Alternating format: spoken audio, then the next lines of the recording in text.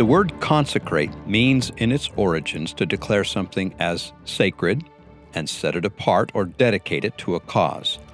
The law of consecration is mentioned in the Holy Bible and often misinterpreted by the people of the world. In this presentation, we consider both the law and covenant of consecration as revealed by the Almighty and as part of the restoration of the gospel.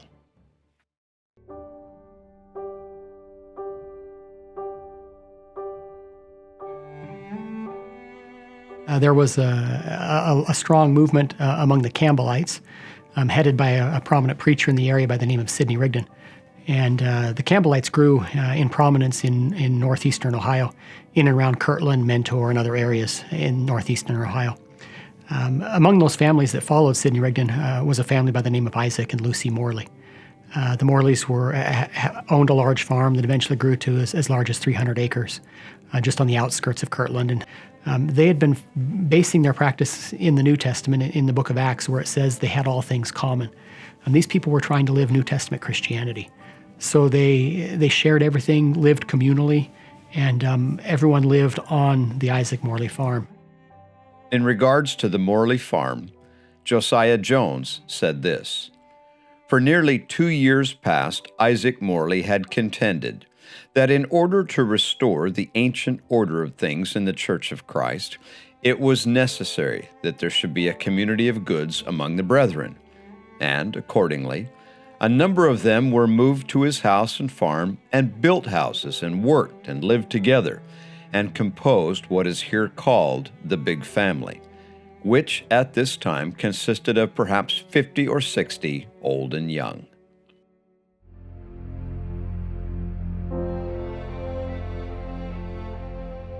Levi Hancock describes going to the Morley farm one day, and while he was there, a man by the name of Heman Bassett comes up to him and says, and asks about Levi's pocket watch and inquires about the pocket watch, and then walks off with Levi's watch. And when Levi later asked, "Can I have my watch back?" Heman said, "Oh, I sold it. I needed money, and we have all things common. What's mine is yours. What's yours is mine. I thought it was all in the family." And Levi said, "I did not like such family doings." He went to the prophet Joseph Smith and inquired, "Is this will the Lord intends by having all things common?" The history of the church records the following of these events. The plan of common stock, which had existed in what was called the family, whose members generally had embraced the everlasting gospel, was readily abandoned for the more perfect law of the Lord, and the false spirits were easily discerned and rejected by the light of revelation. The church was called to move to the Ohio to join those saints already there. Shortly after Joseph came to Kirtland, Edward Partridge was called as the first bishop, and the Lord revealed the law of consecration. Edward Partridge was called as the church's first bishop, and he was charged with administering the Lord's law. So he is tasked with administering the law of consecration as it was practiced in Ohio, and then subsequently when he moves to Missouri to practice it there. The law of consecration is given to the church in February of 1831 in a revelation that Joseph receives after he and a group of elders has petitioned the Lord with various questions, including what the law should be for the saints as they're preparing to establish a gathering place. And the Lord reveals what is now section 42, which contains the law of consecration at that time. Now, one of the things that we need to remember is that the caring for the poor is something that's very important to our Heavenly Father. And he has given Joseph Smith revelations before February of 1831, dealing with how important it is for church members to care for the poor. And so when the law of consecration is revealed, it's essentially a law that is given to the saints by which they can both care for the poor and generate enough money for land purchases in Zion, where they would be establishing Zion. That's kind of the primary purpose behind the law of consecration. So section 42 outlines the principles for how, is the first revelation outlining the principles for how the law of consecration would be lived in this dispensation. It includes the consecrating all that these individuals had to the bishop, to the Lord through the bishop, and then receiving back from the bishop a stewardship according to their family circumstances, wants, and needs. And that would be the beginning of consecration in Kirtland.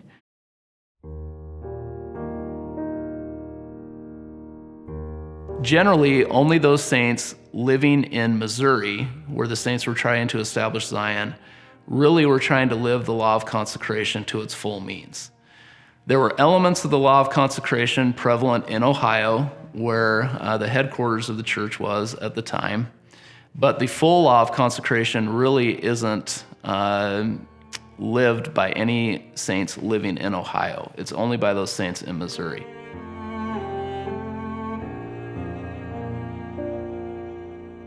So we sometimes have the feeling that the saints took all of their property, they gave all of their possessions to Edward Partridge, and then Edward Partridge went through and allotted them back a certain number of possessions or whatever else. But that's not really how it operated in Missouri. The way that it was supposed to operate was this. In order to go to Missouri and help build up the city of Zion, you had to be called to do so. So you had to be appointed either by a conference of elders or by Joseph Smith himself. When you received that call to go to Missouri, you were also supposed to obtain a recommend from Newell K. Whitney, who was the bishop in Ohio, or again from a conference of elders. That you would then take that recommend to Missouri with you. You would give it to Edward Partridge. It would show him that you were a member in good standing. And then he would be comfortable with you being grafted into the law of consecration. Now, before you went to Missouri, you were supposed to have sold all of your land because you weren't going to need it wherever you were living. And so you would sell that land, you would get the money for the land, and then when you got to Missouri, you would give Edward Partridge that money. And Partridge, in return, would give you back an assignment or a deed for land in Missouri. So Edward Partridge was in charge of purchasing all the land in Missouri, and he would then allocate it to the people who came to him with the recommend and who provided him with money from the sale of their own lands. That's primarily how it worked in Missouri. So the money that you brought when someone came to the land and they gave money to Edward Partridge, that was used to then purchase more land and to take care of the poor. And the major way that the poor were to be taken care of were in storehouses. And the church had 2 storehouses by 1832. There was Newell K. Whitney's store that he had in Kirtland, Ohio. Sidney Gilbert, who had been Newell K. Whitney's partner in a store in Ohio, was called to move to Independence. And when Gilbert got there, he also established a store in Independence in 1832. And that too was a storehouse for the church, where he would both sell goods out of the store, but then also provide the needs of the poor out of that storehouse.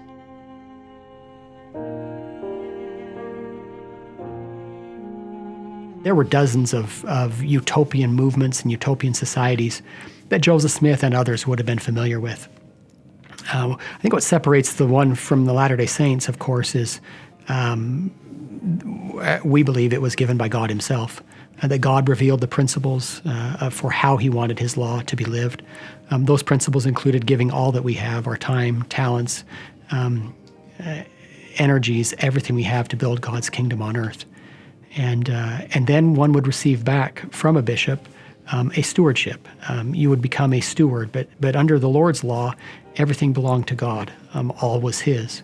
And we were simply stewards. And then we would give a report of our stewardships to a bishop annually. So it included agency. It included personal responsibility. It included reporting of stewardships. It included an allowance or an accounting for family circumstances, wants, and needs.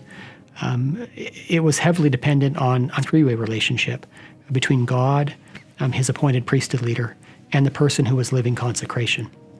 So revelation to the priesthood leader and revelation to the individual. And those three parties, the Lord, his priesthood leaders, and the participants would work out what was best for their situation. So the Lord's system of consecration creates a balance governed through revelation for what will be best for everyone given their circumstances, talents, strengths, abilities. But ultimately, these people lived as if everything belonged to God. And that certainly differs from later efforts of communism or socialism or other things. On an annual basis, you would meet with the bishop and you would decide what needed to be put back into the farm or whatever your stewardship was that was needed for the next year, and what was left over, what was the surplus. And you would consecrate your surplus to the bishop's storehouse for the poor and the needy.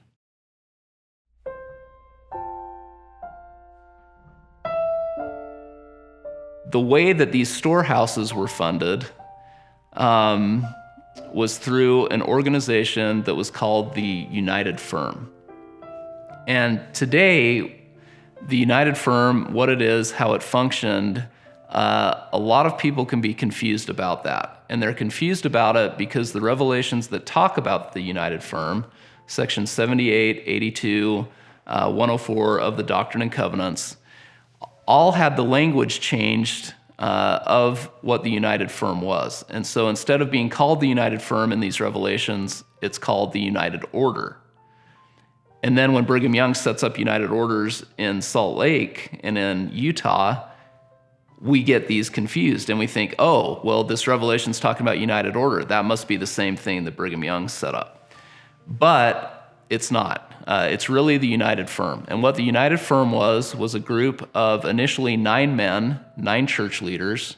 The point of this firm is essentially to be kind of the business arm of the church. But not everyone's a part of it. There are church leaders that are made kind of you don't want to call it a board of directors, but they're united in this firm. They contribute some of their property to it. They ostensibly are all equal in property in it. And it's going to cover things like the purchase of church properties, the running of things like the church's mill or the ashery, especially the mercantile stores, the Newell K. Whitney store, the Gilbert store in Missouri.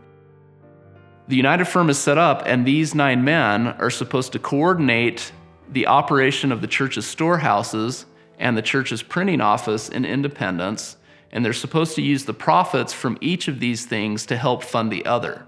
So when the Book of Commandments comes forward, they're hoping that they'll sell lots of copies of the Book of Commandments.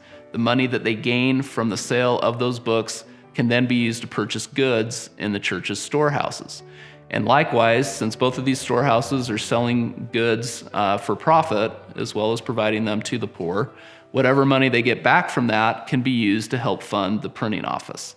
That's how this was supposed to be set up. And so the United Firm is established to provide that coordination, that cooperation. So it's a very specific organization. And when you read sections 78 and 82 and 104 in the Doctrine and Covenants, those revelations weren't given to the saints at large. They were given to those 9 men who were going to be in the United Firm.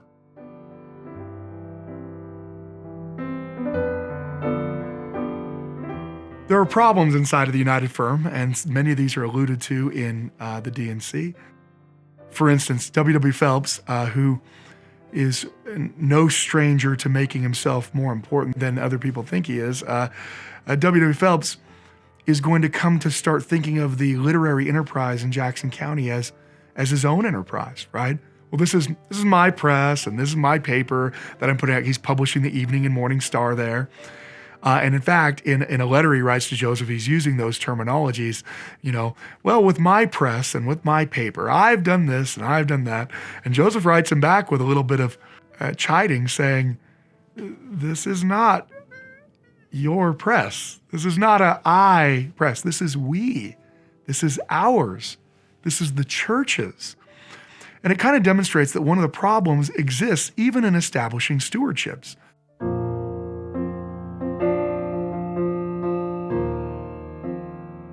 The last kind of element to the Law of Consecration in 1831 to roughly 1835 is that church members not living in Missouri, although they're not necessarily asked to consecrate all of their property to the church, there are many church members who sell land. They're living in New York, they sell land, and they provide that money to the Kirtland High Council to be used to purchase other land in Independence for the buildup of the city of Zion. So you also have church members making individual donations. And again, it's not necessarily all that they have, but it's money that they donate to the church that's also used for the poor and for the purchase of lands. And so there's kind of these three elements in the operation of the Law of Consecration in these early years. You have the saints in Zion donating money to Edward Partridge so that he can purchase lands. You have the United Firm, this administrative body that's set up to regulate the church's storehouses and printing operations and trying to generate money through those that can be used for the poor and for the purchase of lands. And then you have other church members not living in Kirtland, not living in Independence, that will donate money to the church that can be used for these same purposes as well. Line upon line, precept upon precept, the Lord reveals his doctrines. Along with consecration, the Lord would reveal tithing. Today, the two are inextricably connected. In a way, the historical background on the tithing revelation starts with the Kirtland Temple, because Joseph Smith and the Latter-day Saints were very anxious to complete the temple and receive the endowment of power from on high. And so with that sense of urgency, they went into debt to finish the construction of the temple. And by early 1838, when Joseph Smith moved from Kirtland, Ohio to far west Missouri, he was thousands of dollars in debt. In April of 1838, April 26th, Joseph Smith receives what is now Doctrine and Covenants section 115, which is the big revelation about the place of far west. It commands the Latter-day Saints to build up far west as a holy city of Zion with a temple. And it directs them to begin construction on the temple on the 4th of July of that year. But it also says that Joseph Smith and other church leaders are not to go into debt to build the temple as they had with the Kirtland Temple. So, as directed, the Latter-day Saints begin building the Far West Temple on the 4th of July, and they do so by laying the temple cornerstones. But that's just the very beginning. How are they going to build this thing? Well, the next Sunday, July 8th, Joseph Smith receives the tithing revelation. And this is actually one of 5 revelations that Joseph Smith receives that day. All 5 have to do with church leadership and finance. And all 5 are apparently received by Joseph Smith in the morning of July 8th in a meeting of church leaders.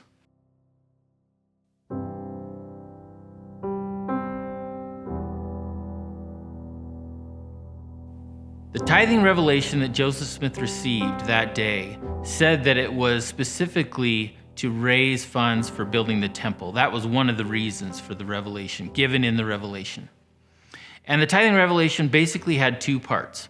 The first part is that the Latter-day Saints were to consecrate all of their surplus property. Now, what is surplus property? That meant any property that could not be put to good use.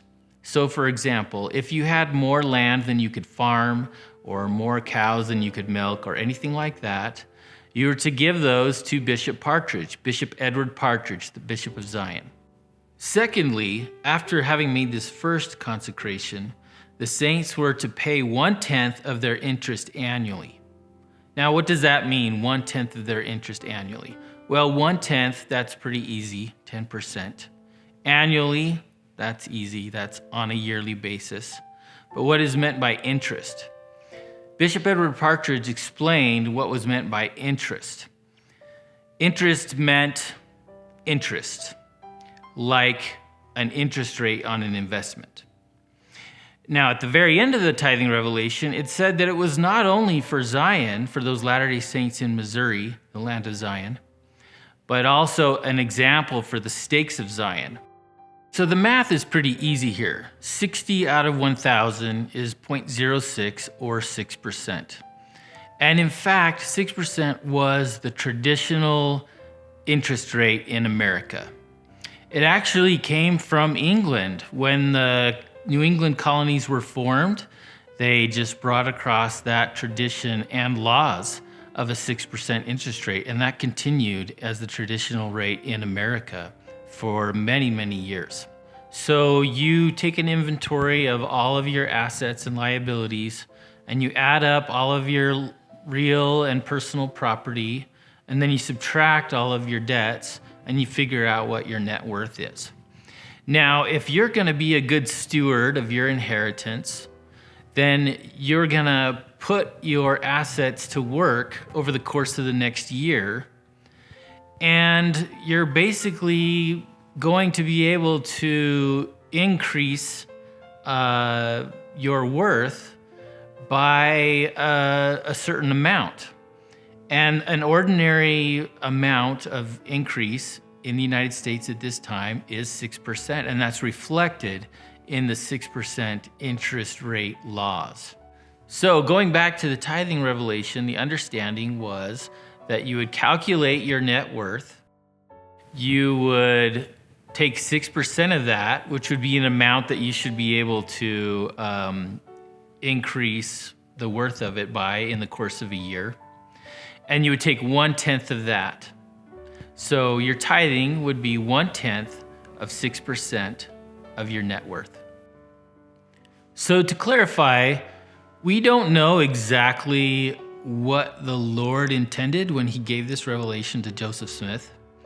And we don't know exactly what Joseph Smith meant by the word interest when he used that word to give the revelation.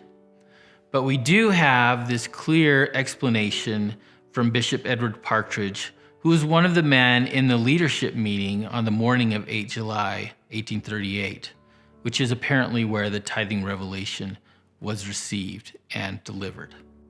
And Bishop Partridge explains that a family would calculate their net worth, then calculate 6% of that at the regular interest rate of return, as if you're investing your own stewardship for the next year, and then take 1/10 of that.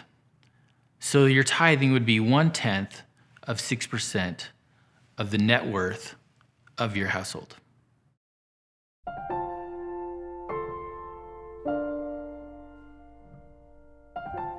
So the Latter-day Saints were expelled from the state of Missouri. They took refuge in the state of Illinois, and they began building up the town of Nauvoo. And Joseph Smith received a revelation, what's now Doctrine and Covenants, section 124, and this is the big revelation about the place of Nauvoo. And it says that Nauvoo is to be built up as a city, as a stake of Zion, even a cornerstone of Zion, and they are to build a temple. In 1841, the Quorum of the 12 Apostles writes an epistle to the church about raising money to build the Nauvoo temple. And they cite the tithing revelation from Far West. The 12 said, "The temple is to be built by tithing and consecration, and everyone is at liberty to consecrate all they find in their hearts so to do. But the tithing required is 1/10 of all anyone possessed at the commencement of the building, and 1/10 part of all his increase from that time till the completion of the same." Instead of paying 1/10 of your interest, which earlier had been understood as 6%, the Epistle from the 12 says to pay 1/10 annually on your increase. So here, interest is interpreted as increase, meaning what you earn or gain during the year, rather than a percentage of your net worth. 2 days later, Joseph Smith wrote a notice telling the Latter-day Saints that he had appointed Willard Richards, one of the 12 apostles who had signed the tithing epistles, as temple recorder to receive donations for the temple. And this shows that Joseph Smith was aware of the plan that the 12 apostles had written in their epistle to use the tithing revelation to raise money to build the temple. And it apparently shows that Joseph Smith agrees with their understanding of interest in the revelation, because Joseph Smith does not correct the way they said money should be raised for the temple. He merely appoints one of them to receive the tithings. It was January 1845 when the Quorum of the 12 Apostles further solidified that interest meant income. They said, "We would remind the brethren of their duty in tithing according to the laws and commandments given through Joseph Smith the prophet. It is the duty of all saints to tithe themselves 1/10 of all they possess when they enter into the new and everlasting covenant, and then 1/10 of their interest or income yearly afterwards." The tithing revelation received in Far West in 1838, which said that it would be a law for the church eternally, is the standard system of church revenue throughout church history.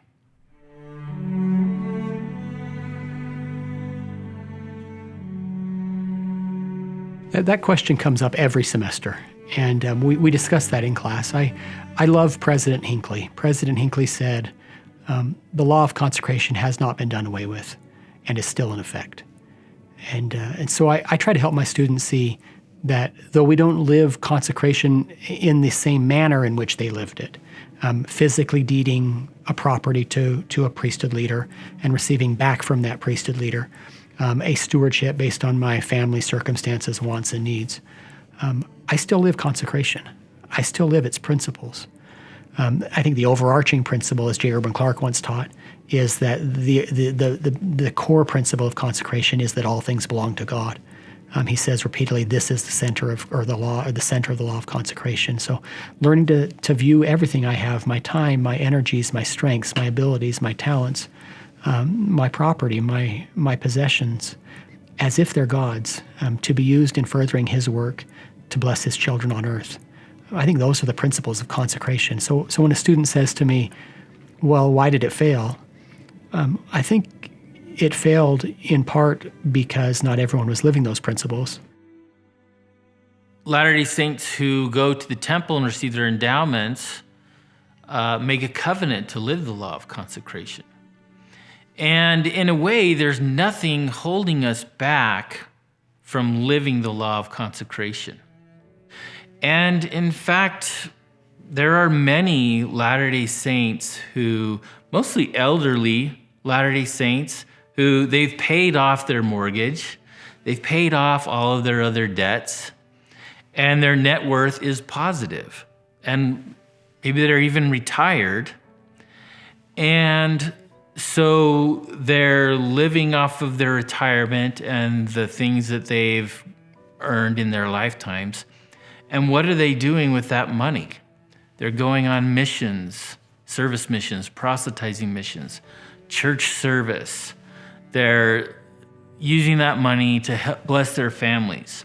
They're donating to the church for fast offerings and all kinds of other things, temple funds, missionary funds, perpetual education fund.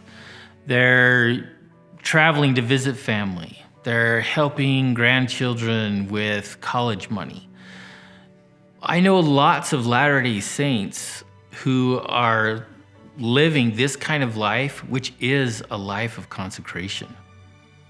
I think it's wrong to assume that consecration was removed, tithing has replaced it, and if or when we are faithful enough, we'll get consecration back. Like President Hinckley said, the law of consecration was not done away with. It's still in effect. And so I try to help my students see consecration wasn't an experiment. It certainly wasn't an economic experiment. It was a law. It is a law. And God, who doesn't change, hasn't changed that law.